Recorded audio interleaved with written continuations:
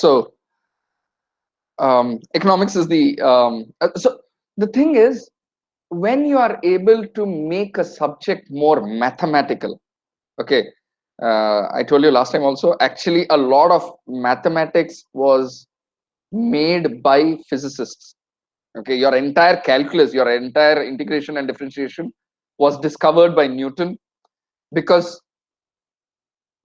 I like how the Greek philosophers put it. They say mathematics is the language of gods. Very grand way of saying it, but basically it's almost, and this is an interesting thing about the universe. That is that it's almost as though the laws of the universe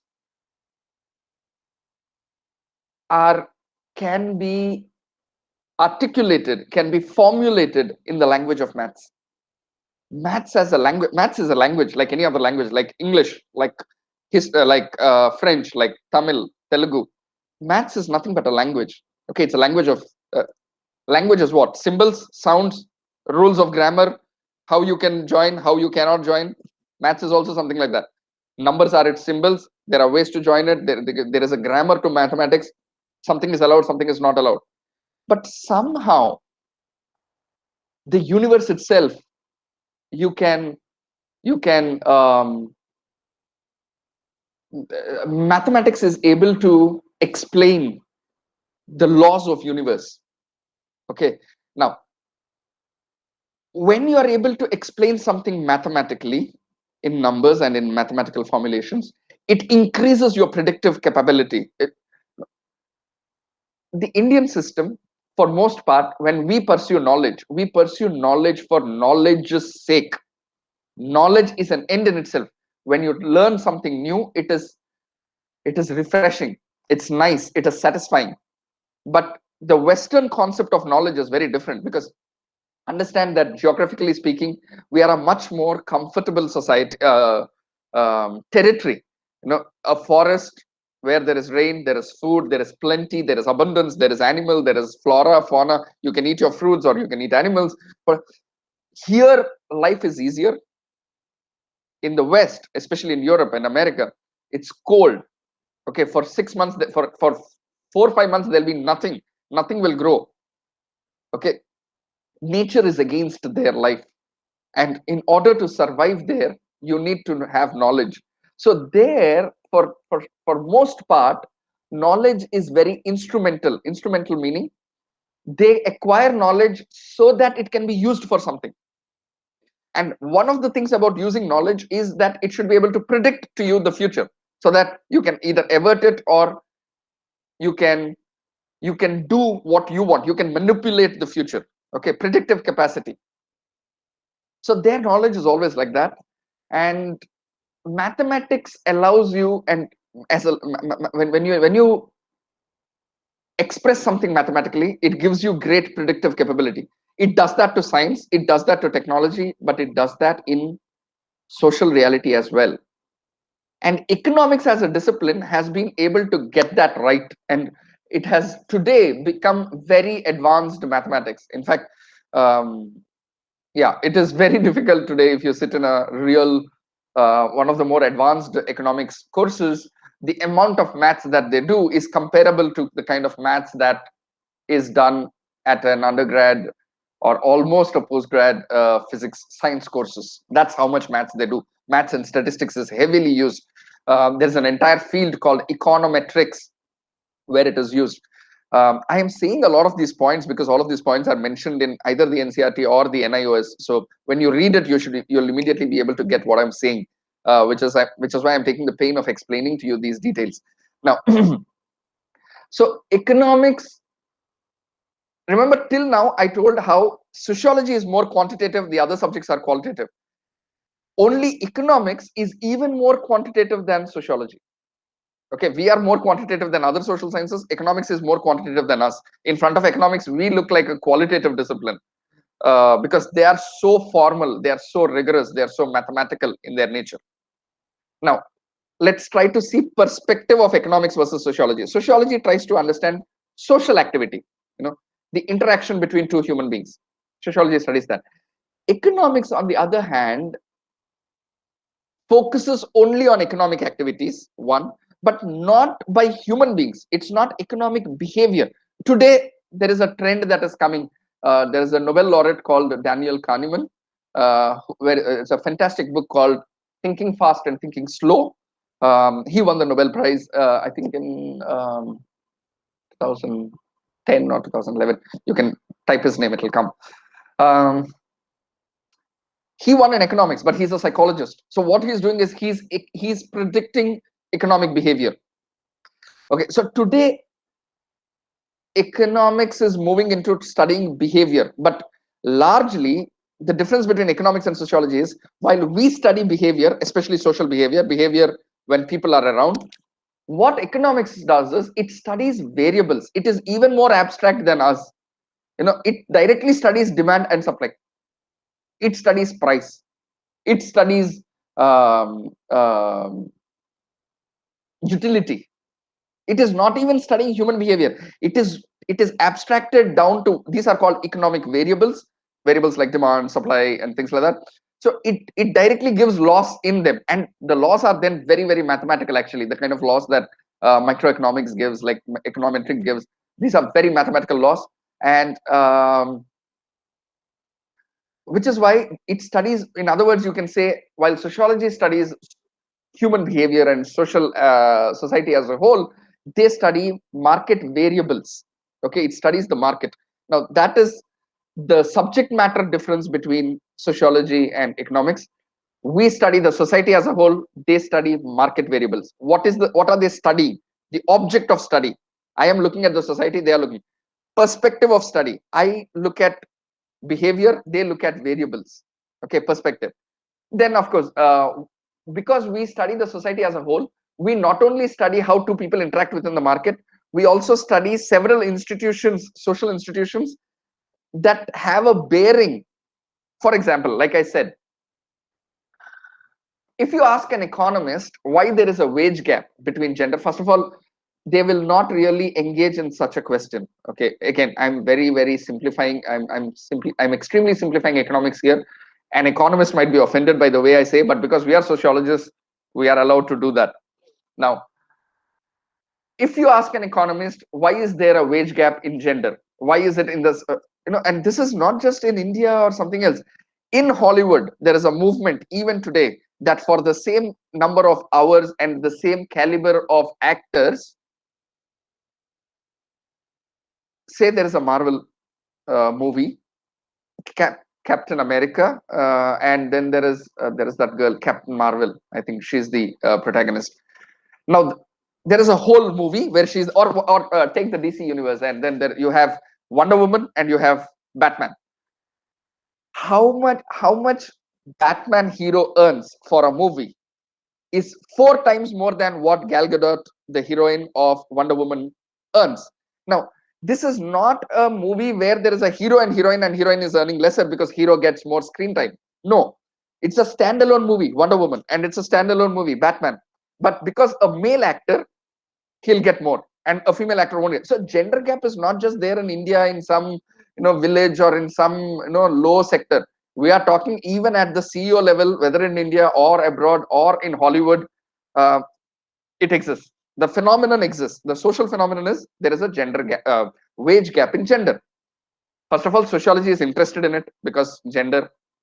Then economics is not even interested in the question, even if you insist and if you push and you ask why. An economist will say something like, the male actor has either more spent more time in developing the acting skill, which a female actor doesn't. He will basically give economic reasons. He will say, so for instance, when you ask the economics guys, why is there a wage gap in castes? Okay, or in class, they will say because the upper caste or upper class actually went to a better institution. They spent more time earning that degree. It's the same thing given in gender also. They will say the male actor went to an acting institute, went to a better acting institute, and therefore is getting better remunerated. But there are also many male actors, even in Hollywood or in India, who did not go to any acting institute and they still get very well remunerated. There is a, now that is where sociologists enter and they say that is because there is a fundamental gap, and gap at two levels. One, every industry except say education and health discriminates between men and women. And also in health there is a movement that's happening in the health sector. Doctors, women doctors are arguing that they get paid than they get less paid for the same qualification, same degree. They get paid less than their male counterparts. Okay, male doctors, same number of experience, same everything. And I remember even professors, even sociology professors in my department when I was at Cambridge in development studies, we were protesting because one of our professor, a female professor who was way more senior, had the same number of more years of experience at Cambridge, being a professor, published more articles. In every metric, she was more, but she was earning less, and she was not promoted as a professor. She was kept as an associate professor, while the male counterpart was promoted. So this thing happens. The economists will say there are economic reasons for it. There is economic rationale for it. The sociologists will say no, these are social attitudes. This is social values are different. There is discrimination here, and we are more critical about things. Okay, economists tend to come almost like problem solving. They treat it like an engineering problem. They treat it like a scientific problem because they have mathematics to back it, and then they will try to solve it. If you remember, the last year Nobel Prize in Economics was won by Abhijit Banerjee, professor from MIT, along with two other professors. His wife, he married her, and another colleague, three of them, but Abhijit Banerjee, because he's Indian, we know him. What is it? The thing is that, you know, he won the Nobel because he is used random control trials, RCTs. These are used in clinical trials to test the efficacy of a medicine. In fact, right now for the corona vaccine, RCT is used to test how efficient or how effective it is. Something very, very scientific. Okay, he took that method and he used it in public policy. He is using it. There is a lab in MIT called JPAL, a poverty alleviation laboratory. And in that poverty alleviation laboratory, governments, big governments, state governments, central governments, countries, governments go and ask, we want to improve our health sector. How do we do it? And then they devise a policy, and they will make those experiments in villages, and then they will give you very, very scientific, very, very short method, short public policy to improve your health from wherever you are to whatever your goal is. You want to say that I want to bring my mortality rate from so many per thousand, 80 per thousand to 60 per thousand. I want to reduce it, mortality rate. And they do it. They give very scientific, uh, through using very scientific methods. They have devised how to use these scientific methods for a social science like economics, and that is why he won the Nobel. That team won the Nobel. Now, what I'm trying to say is that economics, now you get a hang of economics is then very mathematical, it's very quantitative, and it tries to solve problem, while sociology is more critical thinking. We ask questions, we probe, we find what is wrong with it, we tell that there is something problematic with this. Remember, I told you last time how after the Kargil war, widows were given land and cash, and they were given some remuneration, compensation. Widows of the Kargil war soldiers, and sociologists will go and investigate and see how those women are then getting married off to the brother of the deceased soldier, so that the property is kept within the family, because our social system is such. You see what's happening? Sociologists try to find try to find what is problematic. They have a very critical way of looking at the world. They bring a unique contribution. While we need people who will solve, we also need people who will question. Sociologists are largely people who question. In fact, Karl Marx questioned the evils of capitalism. So today, the version of capitalism that we see is a very humane, is a much more acceptable version. It is so because Marx identified, and he put his finger on a lot of problems in capitalism, and those problems were addressed subsequently over the decades and century. and capitalism, and therefore is today a much better system. So both are, and now solutions usually come from economics. They are the ones who then solve the problems. And when those discussion come, when Karl Marx and all comes, I will tell you how economists solved some of the problems that Karl Marx raised. But yeah, for now, you get an idea. So critical thinking versus problem solving, mixed methods versus use of mathematics for them. And finally, economists are increasingly, especially in the development field, they are realizing that economy doesn't exist isolated. It is part of other social systems like the state, political, like other gender and things like that. They are recognizing it. And today, there is something called political economy. Actually, economy, when it started, it was political economy. Somewhere in between, it took a turn and it moved into what is the present variation. It is called today's mainstream economics is called neoclassical economics. Not necessary for you, don't have to remember, just hear them, because when you read a paper or when you read something, these terms will come and you'll be like, what is this? And you'll Google search as well, learn it when I'm teaching it. Today's mainstream economics is called neoclassical economics. The turn happened in about 1930s, 1940s around. Okay, but um, before that it was political economy. And before that, economists realized that economy does not exist in isolation. It exists as part of other systems.